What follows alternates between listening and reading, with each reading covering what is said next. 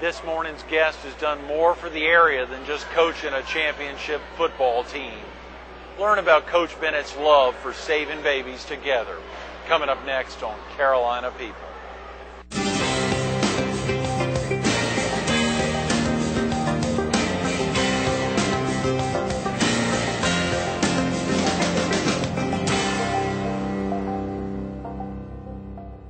Good morning. Welcome to Carolina People. This morning we're focused on Horry County's WalkAmerica on Saturday, April 28th. We're at South Carolina's most visited attraction, Ripley's Aquarium. And we're visiting with the honorary chairman, Coach David Bennett. Good morning, Coach Bennett. Great. Thank you for coming in this morning. Mighty early this morning. It is, early 7 a.m. You know, of course, we're less than a month away, but what about this Ripley's Aquarium?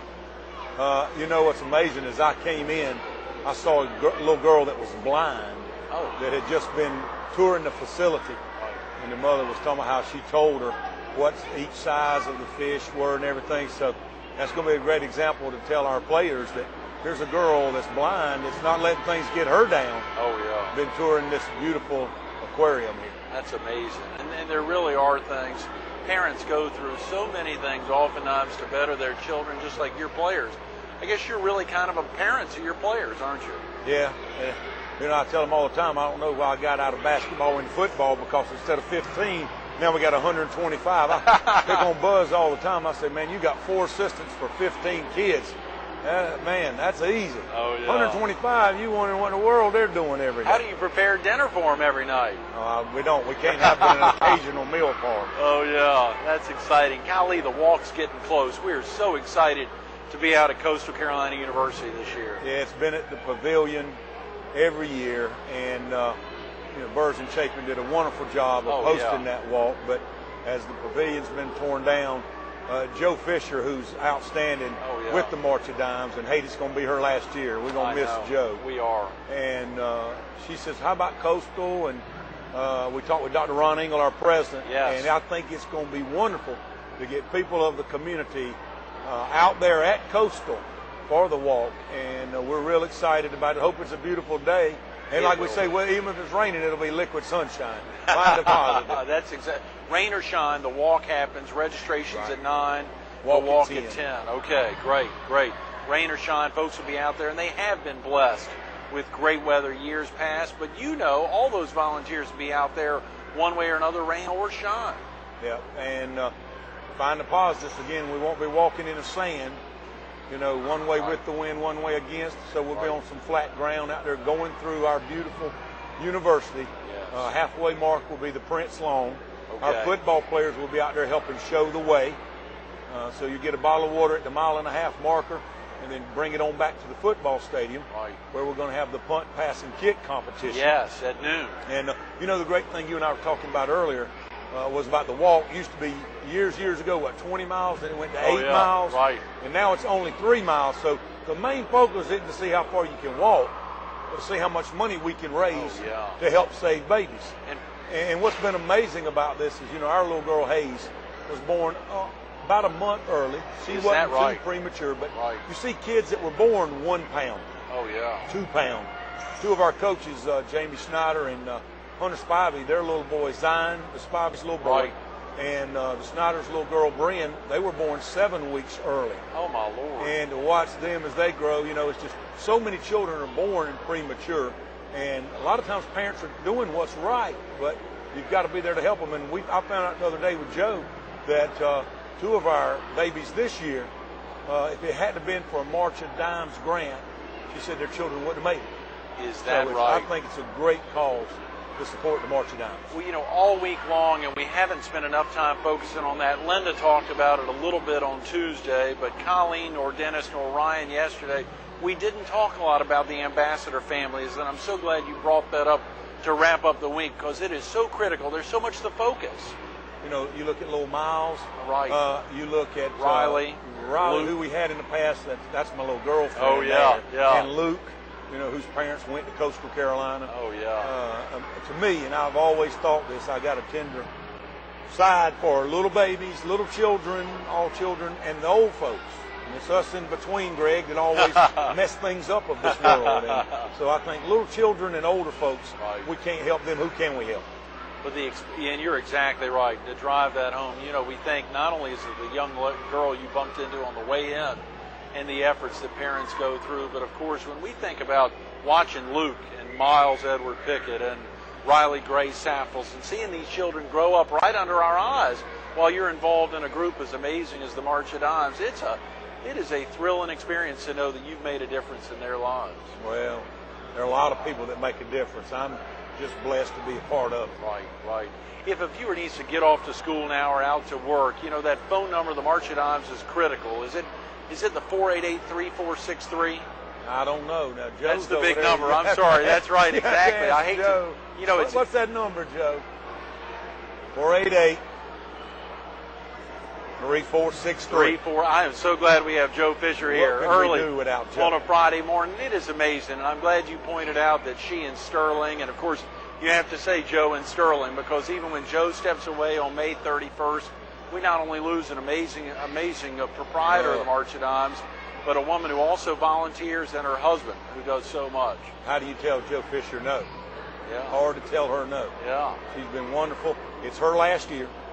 The first year at Coastal, so we need to make it a very successful walk. And it will be. Folks have less than a month now to be involved. Maybe we can just get her to come back for the walk every year. Yeah, good. Maybe we could, that's a great idea, Coach. It could be an honorary chair. An honorary co-chair even. That's right. That's right. We like it. And of course, you're going to be at Coastal a long time, supporting the growth of the university. And of course, you're amazing. I hope so. I hope we're going to be there a long time. To see in your inaugural year in 2003, y'all went 10-1. To see your 6-5 inaugural year, and then 10-1 the second year, won the conference, and then those group of seniors to win 3 conference championships, go to the national playoffs in year 4. Wow, it's amazing. But again, it starts with our president Ron Engel, with the board of trustees, with our faculty there. Right. Coastal's always been a very good university. It's got that old mystique of a party school at the beach. Well, the dorms are alcohol-free. Yeah. Marine science is top 5 in the country. Business is top 100 in the country. It is a great place and a great location that, I hope both our 2 children go to Coastal Carolina. Really, yes. Hayes and Jeb. That would be great. It would be. I think you said Hayes was going on a field trip recently to D.C. Going to go to Washington, D.C., and I think that'll be a good trip. It's great to see these schools have trips, here today at the aquarium. Look at all these kids. So many kids here today, this morning, and then Hayes getting to go to Washington. So it's all about an educational process, just like the March of Dimes. So many people don't know about all these children that are born premature. Right. I remember coaching a kid up in North Carolina that was born weighed 3 pounds. No. His mama nicknamed him Squinchy because he was all squinched up looking, but Squinchy was his nickname for the rest of his life, And he played football for you. Right. Is that right? That's right. So we need more people to get involved. Thank you for what you do, Greg. Oh, God. As you said, there are so many volunteers. We think Linda Puckett was with us on Tuesday, highlighting Forest Brook Elementary. We can think one school can raise $30,000. Amazing. They had $25,000 last year, and Socastee and PD Elementary, so many, but the whole school system, 5th in America. Yeah, and you do so many different things. You can have a jeans day where you pay $1 to wear jeans or wear a hat. There's so many ideas, and again, if anybody wants any ideas, they can call Joe Fisher down at the March of Dimes office. But it doesn't matter how much you give, as long as you give and give something. Absolutely, and you highlight that. Colleen earlier this week was saying folks can go online to walkamerica.org/South Carolina and sign up a team right there. You get 10 folks in your email address to each ship in $10. It's neat to see the different teams on walk day that show up in their shirts. Right. It's just really neat. Our band, Jim Tully, our band director, has got the pep band. Right. Pep band is going to play as we start the walk. The cheerleaders will be there. I think Chauncey, the mascot, will be there. Our football players will be there. Will they really?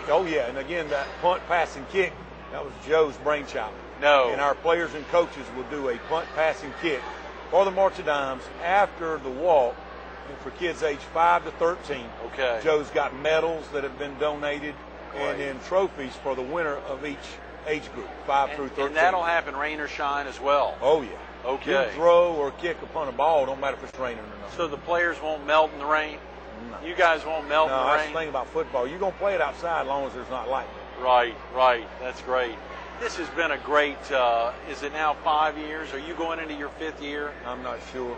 It's been a handful of years anyway. It's been a great run here at.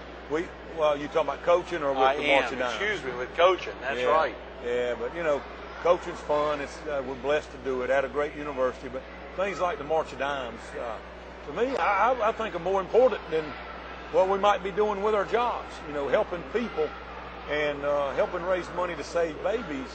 I think is just very important. There's old saying, I'm sure as you know, that much is given, much is required. So I think we're all supposed to help. We're all supposed to help other people. Absolutely. And you think about that on a daily basis. I know, did you share that your daughter was born a little bit premature? Is that right? About a month. And of course, Holly Hayes, the state, the woman who goes around the state for the March of Dimes, highlighting anything born earlier than 37 weeks, around that same time, or 38 weeks, is premature. So a lot of children are born prematurely in this state. Yeah, my wife, she had a miscarriage with her first. And so many people in this world do have miscarriages. And then Hayes was born about a month early. So I remember when they brought her out, and I was in the room and they sat her over there and she was crying. I tried to get over there to be with her. Right. And her fingernails and toenails hadn't even quite developed yet. And, I was worried to death because her head coming out early was shaped like E.T. She had kind of a cone head. And so I just wanted to get over there the time she came out of the womb and hold her finger and also.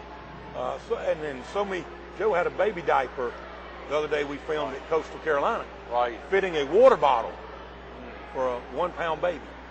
And so, again, we take a lot for granted. But we were very blessed. She wasn't born any earlier. Right. So it's great to see babies make it. We've heard Joe talk about visiting the neonatal intensive care unit up at McLeod. I don't know if you've been up there or not. A lot of folks go. And to think for the PD, and I believe you're a native of the PD? From Chirral. From Chirral. You think about folks all over the PD to not have to travel to Charleston or the upstate. There's only 3 NICUs in the state of South Carolina. But to know that down here or in Dillon or Marlboro or Marion or Darlington, they're able to go right down to McLeod to be taken care of if they're born prematurely or with another birth defect. It's a big deal. Sure is. And again, the more money we can raise, help with research and grants and particular babies, I think the better off they're going to be, because it's neat to see a baby that was born so early and so small grow and be healthy and have a normal life.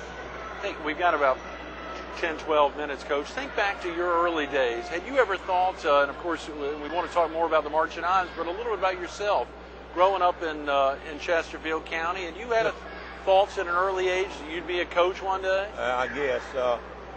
Born in Greer, we moved to Chirral when I was about 12. Okay. Right before 8th grade, and I think just turned 13. And I was the run of the family. I was the middle child. My older brother, he was the straight A student, and my younger brother Graham, he was the baby boy. So I was always going getting in trouble, and I probably deserved it. I got more whoopings than all of them. You and I together, I love it. I'm the middle son of 3 boys. We deserve it. I either wanted to be one of 3 things: a preacher, a lawyer, or a coach. Well, they wouldn't let me be a preacher. And then law books, they were too big. I got to, I went to South Carolina my first year to play basketball, got to missing football, and then transferred to Presbyterian College. Right. I looked at some guys, they were sitting out there and they were reading big old books. I said, what in the world y'all reading? And they said, law cases. We in the law school. I went, I'm making up now for lost time, because Tuesday mornings we have a devotion group. Right. We've gone through probably 10 books in 4 years. Really? And it's really neat. And back when I was in school, I thought Cliff Notes were the neatest thing, invented. I was just trying to get through books. Oh, yeah. But I either want to be a preacher, lawyer, or a coach. And I think, again, the good Lord's got a plan for everybody's life. You just let him lead you. And thank goodness he led me into coaching.